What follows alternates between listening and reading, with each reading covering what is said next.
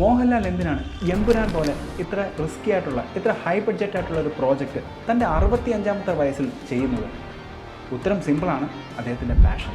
അഥവാ ഈ project fail ആവുകയാണെങ്കിൽ പോലും മോഹൻലാൽ എന്നുള്ള വ്യക്തിയെ ഇത് അധികം ബാധിക്കത്തൊന്നുമില്ല. കാരണം പുള്ളിക്കാരൻ ഫിനാൻഷ്യലി സ്റ്റേബിളാണ്. മോഹൻലാലിൻ്റെ യഥാർത്ഥ അസറ്റ് എന്ന് പറയുന്നത് മോഹൻലാൽ എന്നുള്ള ബ്രാൻഡാണ്. അത് കഴിഞ്ഞ 40 വർഷമായിട്ട് മോഹൻലാൽ എന്നുള്ള വ്യക്തി ഇൻവെസ്റ്റ് ചെയ്ത സമയത്തിൻ്റെയും എനർജിയുടെയും ഒരു പ്രോഡക്റ്റാണ്. അതുകൊണ്ട് തന്നെ മോഹൻലാലിന് ഇതുപോലുള്ള ഹൈ റിസ്ക് എടുത്തു കഴിഞ്ഞാലും അദ്ദേഹത്തിന് പേഴ്സണലായിട്ടൊന്നും ബാധിക്കത്തില്ല. അടുത്ത സിനിമകൾ കൊണ്ട് അദ്ദേഹത്തിന് മേക്കപ്പ് ചെയ്യാൻ പറ്റും. കാരണം അത്രയ്ക്ക് സ്ട്രോങ് ആണ് മോഹൻലാൽ എന്നുള്ള ബ്രാൻഡ്. ഇനി നമ്മളെപ്പോലുള്ള സാധാരണക്കാർക്ക് ഫിനാൻഷ്യൽ സ്റ്റെബിലിറ്റി ഉണ്ടാക്കാൻ വേണ്ടി ഇത്രയും വലിയൊരു പേഴ്സണൽ ബ്രാൻഡ് നമുക്ക് ഉണ്ടാക്കണമെന്നോ അല്ലെങ്കിൽ ഒരു അൾട്രാ റിച്ച് ആകണമെന്നോ ഇല്ല. പക്ഷേ നമ്മൾ ചെയ്യേണ്ടത് കൺസിസ്റ്റൻ്റ് ആയിട്ട് ഇൻവെസ്റ്റ് ചെയ്യുക എന്നുള്ളതാണ്.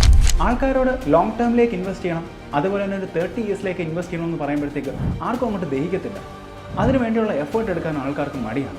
പക്ഷേ പെട്ടെന്ന് തന്നെ റിച്ച് ആകുകയും വേണം. നമ്മുടെ ലൈഫിൽ ഫിനാൻഷ്യൽ സെക്യൂരിറ്റി കൊണ്ടുവരിക അല്ലെങ്കിൽ ഫിനാൻഷ്യൽ ഇൻഡിപെൻഡൻസ് ആവുകയോ ചെയ്യണമെന്നുണ്ടെങ്കിൽ നമ്മൾ അതിൻ്റെ പണി എടുത്തേ പറ്റത്തുള്ളൂ. അതിൻ്റെ പണി എന്ന് പറയുന്നത് കൺസിസ്റ്റൻ്റ് ആയിട്ട് ഇൻവെസ്റ്റ് ചെയ്യുക റൈറ്റ് പ്രോഡക്റ്റിനകത്ത്.